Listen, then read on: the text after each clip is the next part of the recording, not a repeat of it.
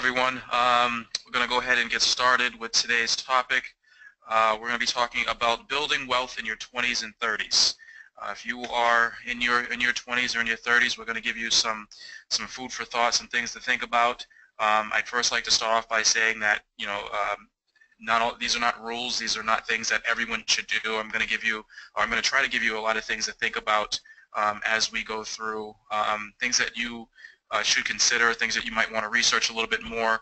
None of it's hard, fast rules. Not every should have every investment account or every life insurance policy or anything like that. So as we go through, consider that it's more or less information to help you kind of open your eyes about different ideas or different ways to build wealth, different ways to preserve wealth as you're going through your 20s and 30s and putting yourself in play for the later years. So first, I'd like to just start off by introducing myself and tell you a little bit more about me. For those of you who I have not met or had a chance to speak to, my name is Willie Mandrell. A couple things about me. I am a real estate investor. I started investing in real estate, in 2006, so nearly 10 years now. I am a buy and hold investor in terms of I buy rental property, rent it out and hold on to it for long-term appreciation, cash flow, and some of the tax benefits that come with it. And we'll talk a little bit more about that as we go along. I'm also a broker. You see this webinar is sponsored by the Mandrell Company. That is our residential and commercial brokerage. We assist people like yourselves, investors, young investors, older investors, people looking to buy, sell investment real estate. So if you have any interest there, we can definitely talk after the webinar, or we can email me and we can talk a little bit further about your needs. And then I'm an organizer. I'm the organizer of Boston Wealth Builders and another group. Boston Wealth Builders has been in existence for about 3 years now, nearly 1,000 members throughout Boston, New Hampshire, Rhode Island, north and south of the city. And it's been great. It's our educational and networking platform for real estate investors in the city. So it's a little bit about me. A couple other things. I've been in Boston my whole life. Went to Northeastern University, and married, no children yet, but they are in the works. And the reason I wanted to mention that is because those are the things that we're going to talk about through this personal finance webinar. Some of the things that you would consider, you would consider with your personal situation. So let's get right into it. So I'm going to start off with some preliminary concepts, some elementary concepts. So for those of you who are, I'm saving money, or I've got a good grasp of my credit situation, please bear with me. I'm going to get into a little bit more of the meat as we move through, but I didn't want to start off some of the more advanced concepts. I wanted to start off with the basics, and then as we go through, we'll move through. So we're going to talk a little bit about life insurance and real estate and your net worth and saving for retirement and some other things as well. But to start off, 3 things that you absolutely need, and this is the foundation of every wealth building strategy, is your personal and household budget. If you're employed, if you're self-employed, whatever it may be, you really have to have a good understanding of what's coming in terms of income, and where is that income going, what's going out in terms of expenses. We're going to talk a little bit more about that in further slides. Personal finance software. I'm going to talk a little bit more about some of the systems that I use in terms of Quicken, Microsoft Money, Mint.com. You have to have some personal finance software to help you track assets and liabilities and get a good grasp of your net worth at the end of the day as well, and we'll talk a little bit more about that. A good grasp of your credit situation. Credit is it's super important. I can't explain how important it is. The difference between a 650 credit score and a 750 credit score could be thousands of dollars over a few years. It could be hundreds of thousands of dollars over your lifetime. I'm going to show you a quick graph on that and a slide coming up as well. So create your personal and family budget. That is one of the first things I would do if you're looking to establish yourself. You're looking to say, how do I build wealth? How do I get my life under control? You have to fully understand. You have to treat your life, your home, as a business. You have to run it like a business. Any business that is run well is going to have some type of family, it's going to have some type of budget. It's going to have income coming in, whether it be your job is your primary source. You might have another, another source of income from, a second job, or, child support or alimony, whatever it may be. You really want to, track all those income sources and then sit down and create a household budget. Most people have a general understanding in their head, but putting it on paper, it really has an effect on you. It really allows you to step back and say, what are some of the things that I can eliminate in terms of expenses? How can I pull more income in and have less of it going out at the end of the day? And the reason you really want to do that is because you really want to see what's left over for investing.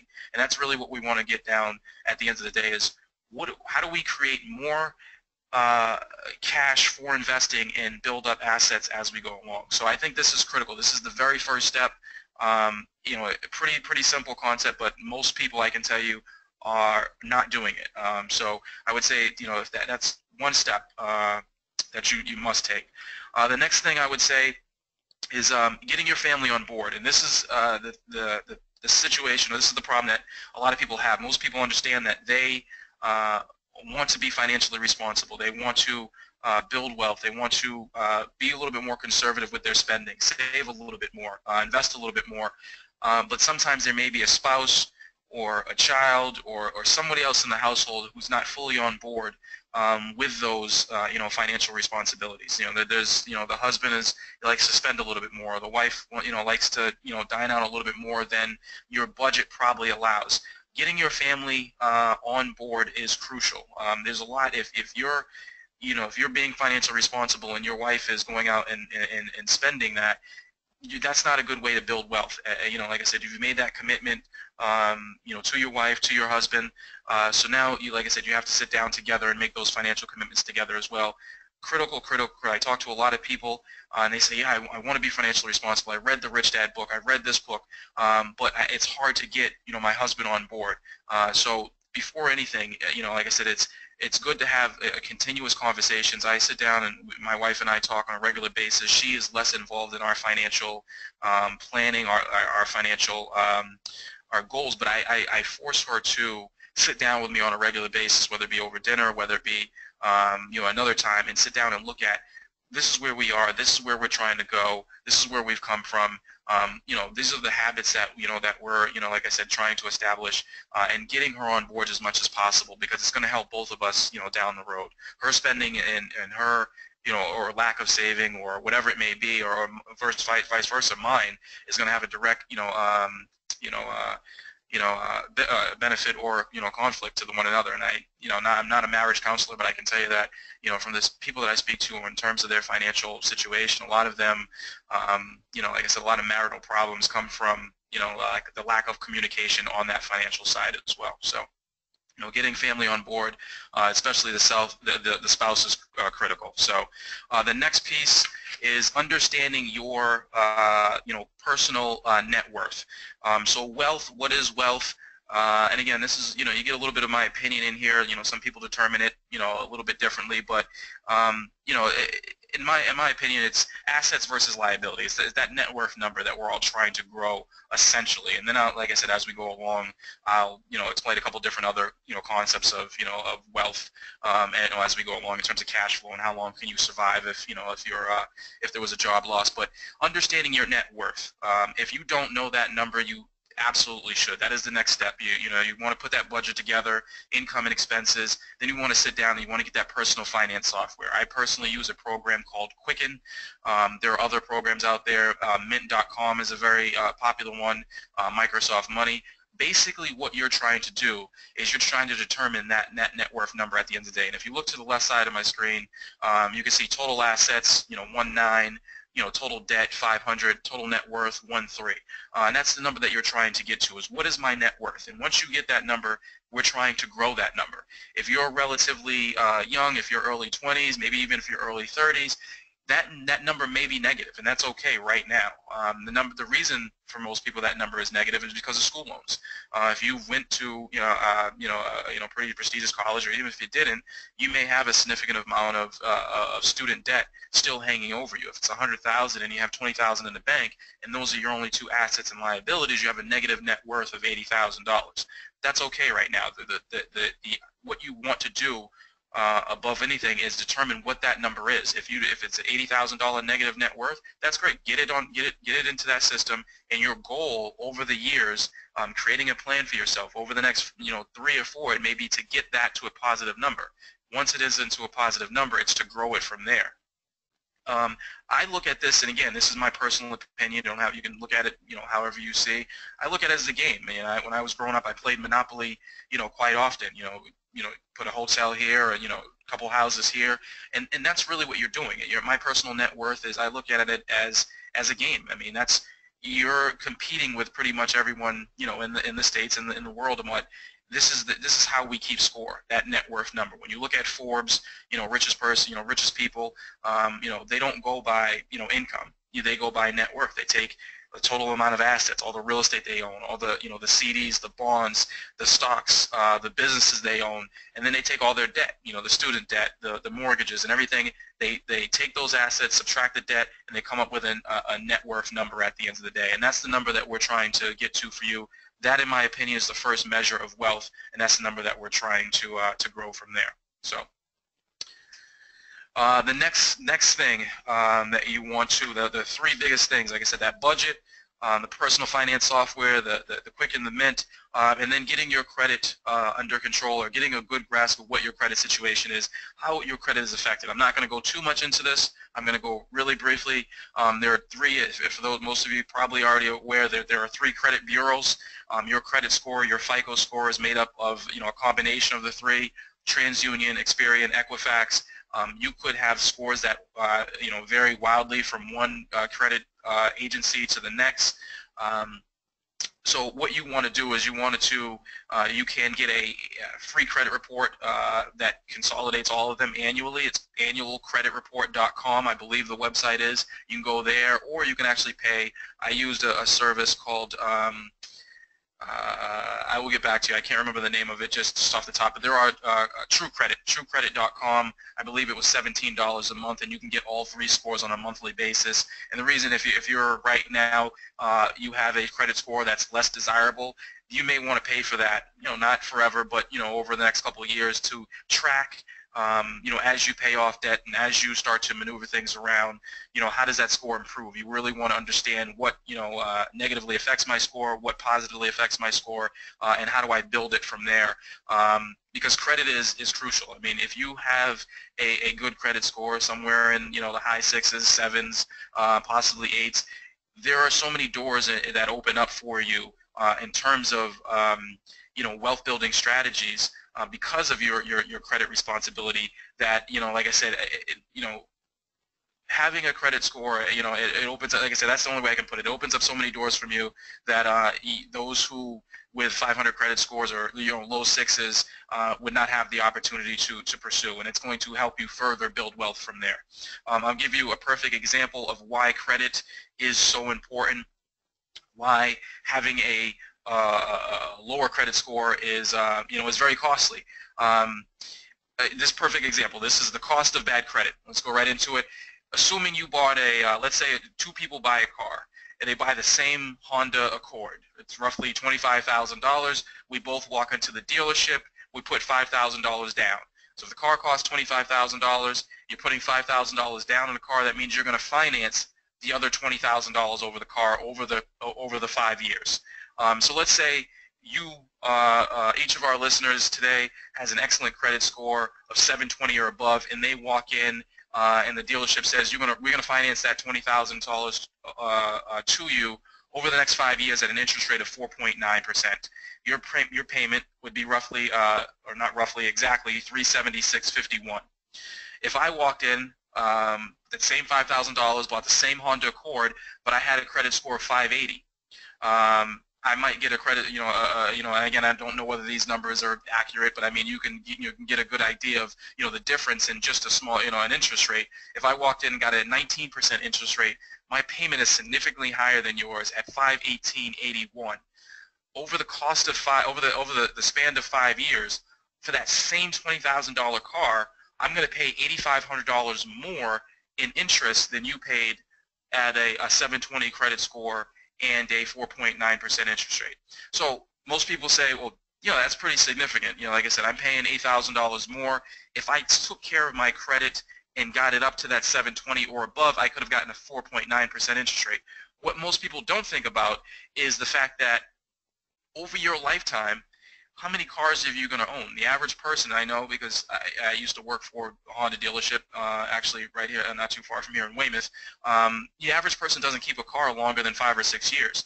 So if you're driving from the age of 16 to 76 or 86, you are going to own 15 cars or 20 cars or whatever it is. I'm not really good at that math, but it's going to be a significant amount. So let's say you own, you're not average, and let's say you only own 10 vehicles in your lifetime. If you own 10 vehicles and you maintain that credit score of 580, or if I maintain that credit score of 580, I never really made that attempt to improve my credit score.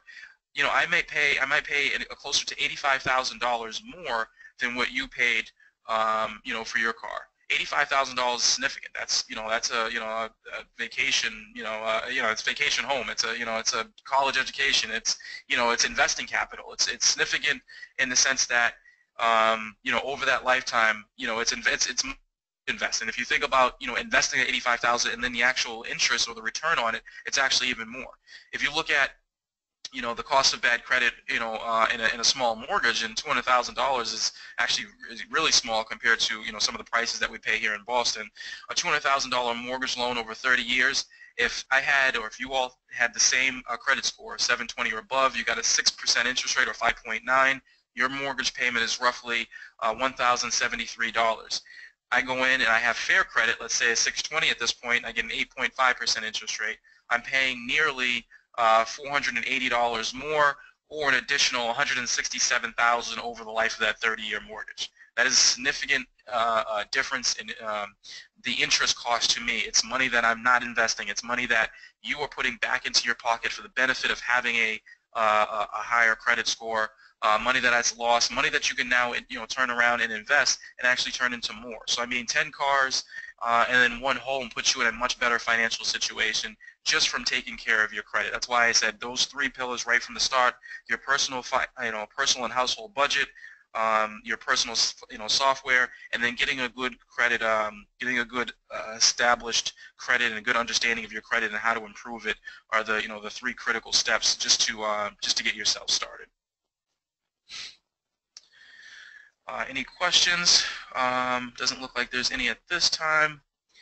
Please, for those of you who just joined us, if you have any questions, please feel free. There should be a question box right on the right-hand side of your screen. You can enter any questions on there as we go along, and for each break that we have, I will take a quick second to go over there and make sure that I am covering each one of these topics significantly, or enough to that you can get a good grasp of what I'm trying to get at. Let's talk a little bit about the concept of inflation. Inflation is something that we're all trying to fight against. Inflation basically, very simply, inflation is the average increase in price over time. So let's say when each of you were born, bread cost something. I don't know what that number was, but it's significantly more now. Gas, significantly more. Meats, cheeses, milk, whatever it may be. All those things are going up. The price of clothes, the price of shoes, whatever it may be. Inflation is the idea that every year those things are going up. It may be 1%, it may be 2%, it may be 3%, but none of those. The cost of living, the basket of goods, the basket of goods is described as your clothing, your food, all the things that you need to survive. That basket is costing you more and more each year. The idea of inflation is eating away at your purchasing power. So a couple things that this slide references is, let's say for instance you make $50,000 a year. If you make $50,000 a year, today, and a couple of years from now, you do not have a salary increase, you are essentially losing purchasing power. That $50,000 no longer buys what it did today 2 years from now. It no longer buys 2 years today what it did 2 years ago. So, and again, the reason I'm saying this to you is not because I want you, each of you, to walk into your job and tell your boss you quit or you're demanding a raise tomorrow, but understanding that concept, understanding that inflation, or the idea of the fact that things are going up, and if your salary or if your investments or your net worth, or you're not keeping track of these things, is eventually eating away. You have this, people, I talk to people and they always have this thing where I feel like I'm not making any ground. I feel like, the more I try to get things done, the more difficult it becomes to accomplish this, and that's inflation. It's eating away at your purchasing power as you go along. So I'm gonna circle back around and then tell you exactly why I'm telling you this in another slide. So keep that in